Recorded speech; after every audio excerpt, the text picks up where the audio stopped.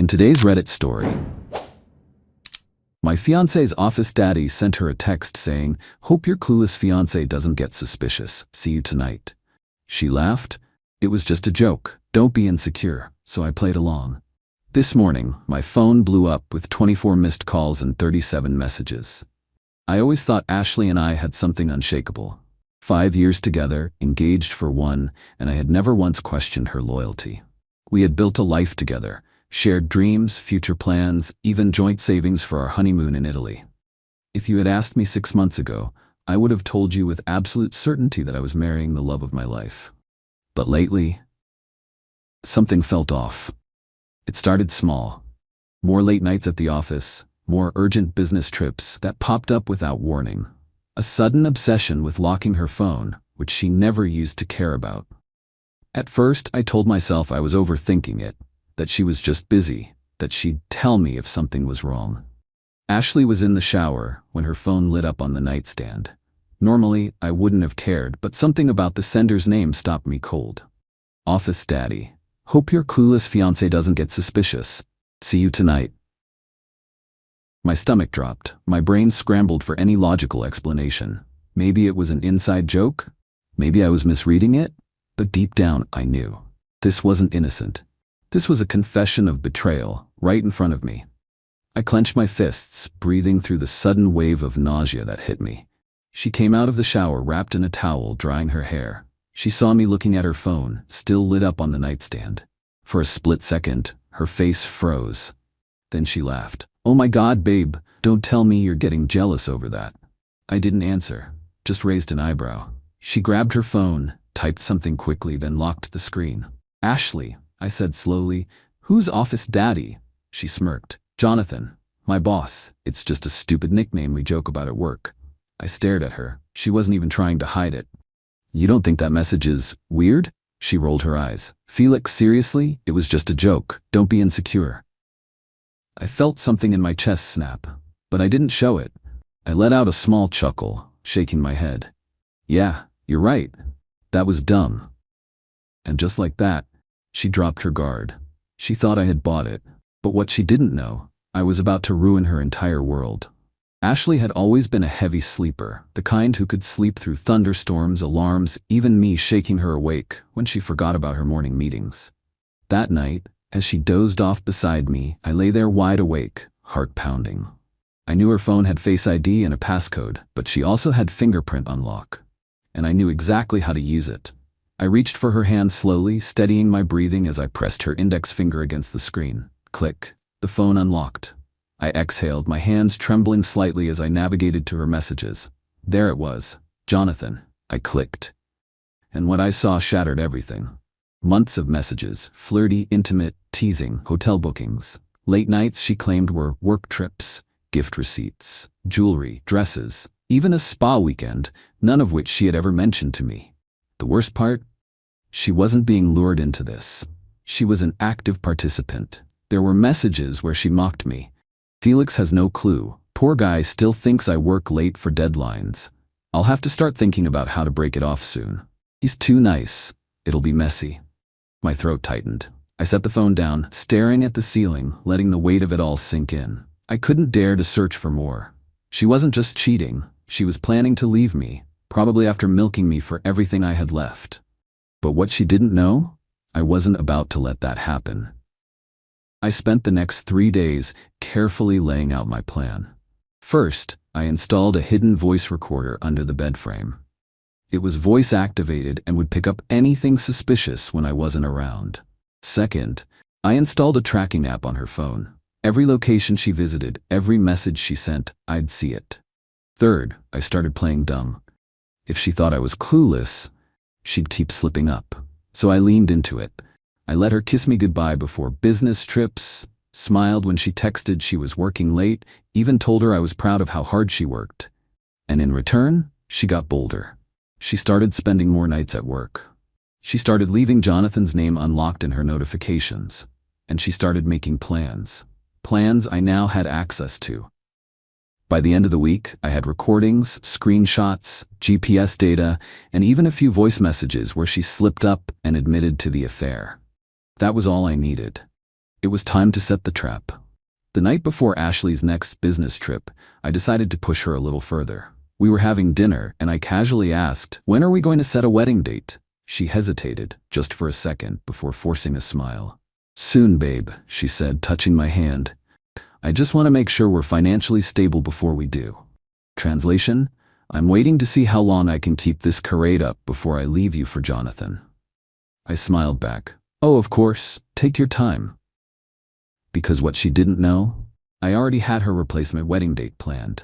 A court date. One that would end with her losing everything. Ashley had no idea I was watching her every move. For the next few days, I let her sink deeper into her delusion that I was the clueless fiancé, blindly devoted to her, unaware of what was happening right under my nose. And predictably, she got careless. She wasn't even trying to hide it anymore. The spy app showed me every message she sent to Jonathan, and every single one made my blood boil. "Ashley, Felix is being extra clingy lately. I swear he has no idea, but he keeps asking about the wedding. LMAO. He probably thinks you actually want to marry him. Please, the only ring I want is one with your name on it." That one nearly made me snap, but I forced myself to stay calm, because my endgame wasn't to get angry, it was to win. Before I even thought about confrontation, I made sure Ashley wouldn't walk away with a cent. I removed her name from our joint honeymoon fund. I transferred my savings into a separate account. If she wanted Jonathan so badly, he could pay for her lifestyle. I need to bring down Jonathan first. I knew I needed an inside man, someone who had access to Jonathan's world. And there was only one person I could trust with this. Ryan. Ryan was an old friend of mine, and he also happened to work at Jonathan's company. He wasn't in Ashley's department, but he knew the office politics better than anyone. Most importantly, he hated Jonathan. I called him up. "Felix, damn man, it's been years. What's up?" "Ryan, I need your help. It's about Ashley's boss." The line went silent for a second. Then Ryan laughed bitterly. "Let me guess, he's screwing her, isn't he?" I clenched my jaw. "Yeah." Ryan cursed under his breath. "That guy is a snake. I knew he was a creep, but I didn't think he'd be dumb enough to go after an engaged woman." "I need dirt on him," I said. "Anything that can take him down." Ryan sighed. "Man, I wish I had something, but I don't. That guy's too careful. Everyone in the office hates him, but he keeps everything locked down tight." That wasn't what I wanted to hear. But then Ryan added, "That said, I've noticed something weird." I perked up. "What do you mean?" "He has these private after-hours meetings. No one knows what they're about. He's also got a habit of throwing money around, expensive dinners, gifts, but he never talks about a side hustle. It's like the money just appears out of nowhere." That was exactly what I needed to hear. Jonathan wasn't using his own money, he was using someone else's. I grinned. "Ryan, keep an eye on him. If anything shady pops up, tell me immediately." "Got it." I needed proof. And the best way to get proof? Make Jonathan confess himself. Ashley had no idea, but I had already unlocked her phone before, and tonight I was going to use it again. She was a heavy sleeper, one of those people who could sleep through a thunderstorm. I waited until she was out cold. Then, I carefully lifted her hand and pressed her fingerprint to the phone. Click. Unlocked. I went straight to her messages with Jonathan. I scrolled quickly, looking for anything recent. And then, I saw it. A message from Jonathan, just an hour before she fell asleep. "Jonathan, can't wait to see you tomorrow. Should I bring anything?" Ashley had responded with a kiss emoji. I smirked. Perfect. I typed a new message, pretending to be Ashley. "Ashley, babe, Felix was asking questions today. He's getting suspicious." Jonathan responded almost instantly. "LOL. He won't do shit." "I know, but he keeps bringing up money. He was acting weird about the necklace you got me." Jonathan took a second to respond. "Don't stress, that wasn't even my money.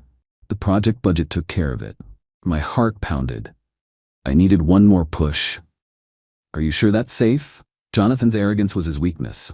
"Trust me, I've been doing this for years. I know how to move money around without anyone noticing." That was it. A full confession. I took screenshots of everything. Then I forwarded it all to Ryan. My phone buzzed almost immediately. "Bro, what the hell?" I smirked. "Got enough proof now?" "This isn't just proof. This is corporate fraud. This could actually send him to jail." I grinned. "Good, because we're about to make sure his entire company sees it." Ryan was all in. We spent the next hour writing the perfect email. Subject urgent. Evidence of fraudulent activity by Jonathan Parker. Dear board members, HR and finance team, attached are documented instances of misuse of company funds by Jonathan last name.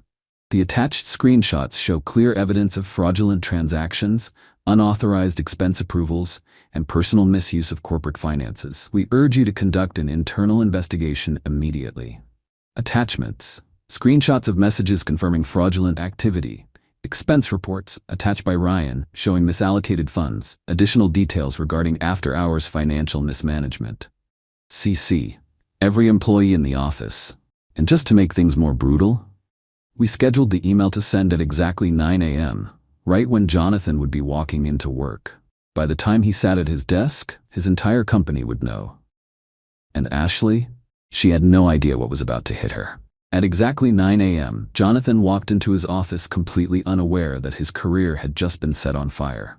Ryan arrived there at 8 a.m., waiting for the chaos. He kept me updated. Jonathan's usual morning routine. Grabbing his overpriced coffee, flashing his fake executive smile, settling into his leather chair, was interrupted by the sound of gasps and hushed whispers spreading across the office floor. One by one, his colleagues checked their emails, and what they saw? A perfectly curated exposé of corporate fraud. Screenshots of his texts admitting to stealing company funds.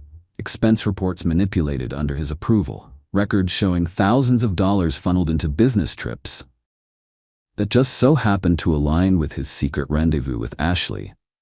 Jonathan had barely taken a sip of his coffee when the head of HR stormed into his office. Jonathan, conference room, now. HR, finance, the company's legal team. They were all waiting for him, and before Jonathan could even process what was happening, security was called. Within an hour, he was escorted out of the building. No severance, no quiet resignation, just instant, absolute humiliation. And that was just the first email. 10 a.m., right when Ashley would be settling into her desk with her morning coffee. Ryan clicked send. Subject urgent, workplace misconduct. Dear HR management and company staff, it has come to my attention that Ashley Brown has engaged in a long-term inappropriate relationship with her superior, Jonathan Parker. Attached are direct messages and documented proof of her involvement in workplace misconduct, which includes engaging in an undisclosed relationship with her boss, leading to biased promotions and favoritism, participating in out-of-office trips disguised as business meetings, knowingly benefiting from misallocated project funds. Given the company's strict policies on professional conduct and financial ethics, I trust that appropriate action will be taken. CC, the entire company. Ashley had no idea what she had just walked into. The second she entered the office, she felt it. The shift in energy. People stared, whispered, some laughed behind her back, and then she opened her email. Her entire face drained of color, the screenshots, the texts, the blatant evidence of her cheating and her involvement with Jonathan. She was done. Jonathan had already been fired. Now, it was her turn. Her boss dragged her into HR within minutes. She tried denying everything. She claimed the messages were taken out of context. She even tried playing the victim. I didn't know Jonathan was using company money. He tricked me. HR wasn't buying it. She was immediately suspended pending an investigation. And considering how strict corporate policies were about workplace relationships, Ashley's career was dead before lunch. 11 a.m. While Ashley was sobbing in HR's office, I was at home enjoying my coffee. That's when the calls started. First one, then 3, then 24 missed calls. Then the texts. Felix, please call me. Something terrible happened. You have no idea what's going on. We need to talk. Felix, I think I lost my job. Jonathan got fired. Please, I need you. I just smirked. She was panicking. Her boss? Gone. Her job hanging by a thread. Her reputation destroyed. But I wasn't done yet. I picked up the phone on the 37th message, and in the calmest voice possible, I said, "It was just a joke, Ashley. Don't be insecure." And then, I hung up. By the time Ashley made it back to our apartment, her world had completely collapsed. She had nothing left. And now, she was standing outside my apartment building, sobbing into the intercom. "Felix, please just talk to me. I know you're in there." I leaned against the kitchen counter, sipping my coffee, listening to her frantic pleas echo through the speaker. She was hysterical. "Felix, I know you're mad, But I swear I didn't know Jonathan was using company money. I was stupid, okay? I got caught up in everything, but I swear I never meant to hurt you. Lies. And we both knew it. Felix, please. I lost my job. I have nowhere to go. Please, just let me in. Nowhere to go. That's when I realized something. Ashley had moved out of her apartment months ago to live with me. She had no backup plan, no safety net. Jonathan had been her exit strategy. And now, she had burned every bridge. I walked over to the intercom, pressed the button, and spoke calmly. What do you want, Ashley? I just need to talk to you. Please, I know I messed up, but we can fix this. Fix this? I laughed. Ashley, the only thing broken here is your plan. And that's never getting fixed. Felix, please. Click, I hung up, but she wasn't done. She started banging on the door. Felix, you can't just do this to me. I have nothing left. Exactly. That was the point. She spent 5 years building a lie, and I spent 5 days tearing it down. I took my phone, snapped a picture of her pathetically slumped outside my building, and sent it to Ryan. Guess she's not feeling so powerful now, huh? Ryan? Dude, I'm actually crying. I chuckled, then turned off my phone. Ashley? She could scream all she wanted. She wasn't getting back in. She wasn't my problem anymore. And as I sat back enjoying the quiet victory, I couldn't help but think. This morning she woke up thinking she had it all. Now, she was just another mistake I erased.